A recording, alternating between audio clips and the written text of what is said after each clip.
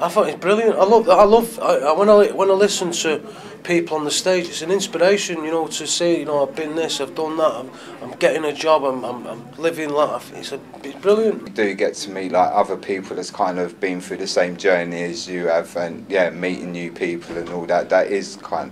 But I've taken a lot out of it as well.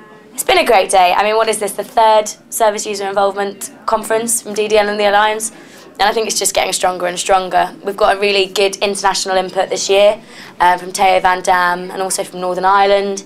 I think something that we didn't do last year was made sure that we involved all areas of the UK. And I think we got some quite passionate feedback from that last year, particularly from Wales. The Welsh have got invited to the conference, hurrah, very good of DDN, so like at least that's a lesson learned. It's a good turnout of people. There's definitely a lot of souls, a lot of information, and there's a lot of service groups which are up and running now compared to last year, I've noticed, which is a fantastic thing. I've really found it, you know, it's a good place when I see a lot of people wanting to, you know, get normality back in their lives, structure, stability. You know, they've had enough of, you know, living in that in addiction, you know, like chaos, and it's a nice place to be. It's good people, and I'm one of them. I want to be with the winners. At the moment, I'm running a pilot mentoring scheme in Redditch, which is going particularly well. The only problem is getting funding and getting support. I'm using my own time, I'm using my own money, and finding support and funding is a big issue for me. I'm actually a trusted director now of the Citizens Advice Bureau. That's all right, isn't it? You like that? I've been nominated to become a LEA governor, and that's good for a service user, you know. Things are getting better, and on a positive front of being an addict, it's nice to see things progressing.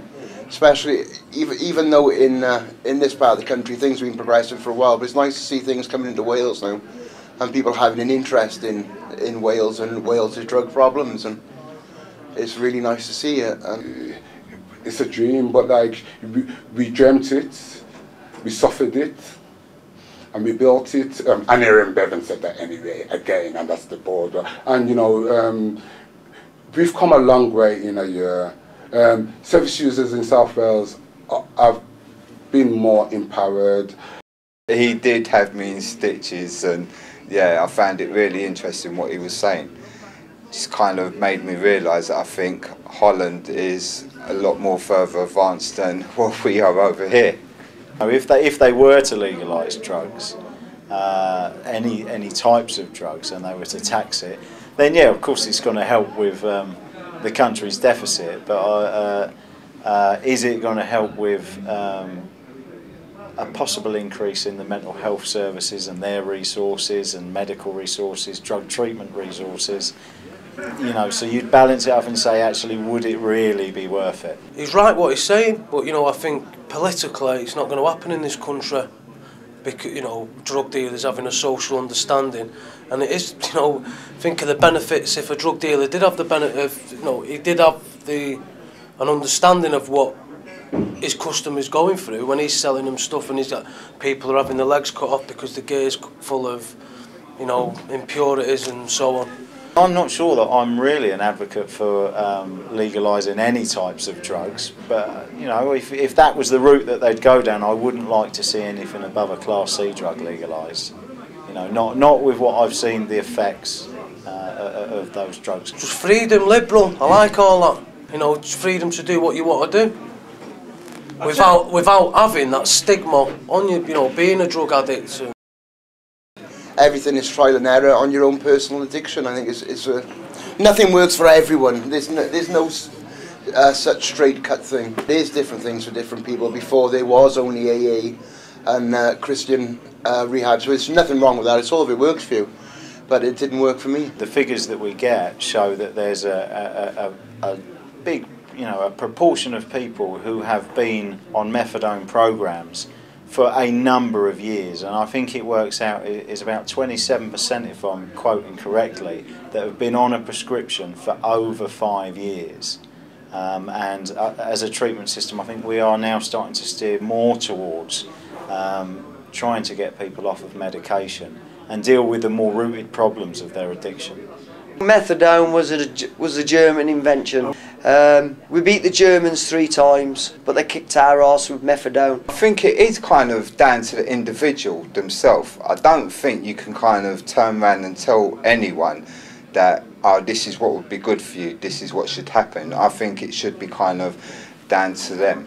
I've put a barrier between me and hell and damnation, basically, so I know that I've got the synapses blocked off in my brain, so if I come up against any stressful situations, I find that Subutex helps to take that away, because then I still have the freedom of not to use. For me, it's worked. I'm not saying that you know, I certainly don't think that methadone is not good for helping people with treatment, but my own personal view is that really it should be used as more of an intervention and an aid to enable people to look further into their addiction. And from what I see in my own personal life, is that people seem to go on to lead what we might describe as a more structured and productive life, i.e. people seem more able to move on, go on, get jobs, and have families. And the way forward is to educate the young, and specifically when the turning point, usually run a system, 3 strikes, 3 positive tests, and you're out. You lose your script. So they usually end up having to go back in through the back door, through the Justice Department, so you get a bit of a backlog there. So that's where one of the major problems is. We need more people on the ground with empathy, with experience, with hands-on experience, that are willing to donate their time towards the end, hopefully, to get some kind of employment out of it, to turn all the negative experiences into something positive. You know, it costs 35 grand a year minimum to put somebody in prison where, what, 2-3 grand to put someone through, you know, like a drop-in centre kind of treatment. You understand? If you were to plough money into something like that, you'd have, you know, so many people with their lives back. We're trying to look at best practice. That's why we're here again, you know. And this year, service users will be leading the conference in Wales, and you know, don't you think that's a good thing? We're addicts. We're not inhuman. We might sometimes do inhuman things, but that's because there was nothing there for help before. But now things are going forward, and I think you'll see a change in addicts' views and a change in the public's views, which I think is a fantastic thing. Bring it on. All hope for the future, man. Definitely. Cool.